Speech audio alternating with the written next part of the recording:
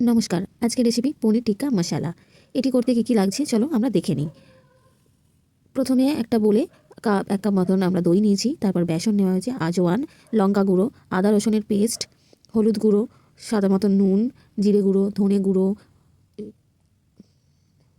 গরম মশলা, চাট মশলা আর কাসুরি মেথি এবং গরম তেল আর একটু লেবুর জুস। সেই সমস্ত কিছু দিয়ে ভালো করে আমরা এটাকে মিক্সড করে রাখবো। মিক্সড হয়ে যাওয়ার পর কেটে রাখা পনিরগুলোকে এর মধ্যে দিয়ে দেবো। ক্যাপসিকাম, পেঁয়াজ আর টমেটো চৌকো করে কেটে রাখা জিনিসগুলোকে দিয়ে খুব ভালো করে মিশিয়ে নেব।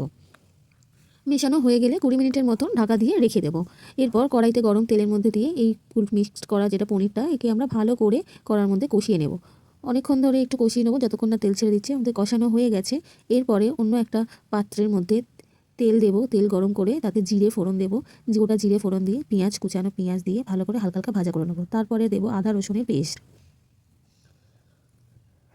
আদা রসুনের পেস্টটা দিয়ে ভালো করে আবারও নাড়ি চাড়িয়ে হালকা করে নেব। এরপর দেবো এর মধ্যে ধনে গুঁড়ো, গুঁড়ো লঙ্কা, হলুদ গুঁড়ো,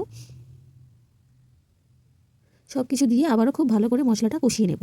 মশলাটা কষানো হয়ে গেলে এর মধ্যে একটা বড় টমেটো আমরা পেস্ট করে রেখে দেবো এবং পরিমাণ মতো নুন দিয়ে আবারও মশলার সাথে খুব ভালো করে কষিয়ে নিতে হবে। তারপর পরিমাণ মতন একটু জল দিয়ে দেবো। জল দিয়ে মশলাটাকে কুক হতে দেবো। এরপর আমাদের যে পনিরটা রেডি করে রাখা ছিল সেই পনিরটা এই জলের মধ্যে দিয়ে দিতে হবে। দিয়ে খুব ভালো করে ফুটিয়ে নিতে হবে। খুব ভালো করে মশলার সাথে মিক্সড করে নিয়ে খুব ভালো করে রান্না করে নিতে হবে। তাহলেই আমাদের হয়ে যাবে পনির টিক্কা মশালা। এবং ওপর দিক থেকে আমরা একটু গরম মশলা, চাট মশলা আর কাসুরি মেথি আর ধনে পাতা কুচি ছড়িয়ে দেব। দেখুন আমাদের রেডি হয়ে গেছে পনির টিক্কা মশালা। এটি কেমন লাগলো কমেন্ট করে জানিও। ভিডিওটি ভালো লাগলে একটু লাইক করে দিও আর আমার চ্যানেলটি সাবস্ক্রাইব করে দিও।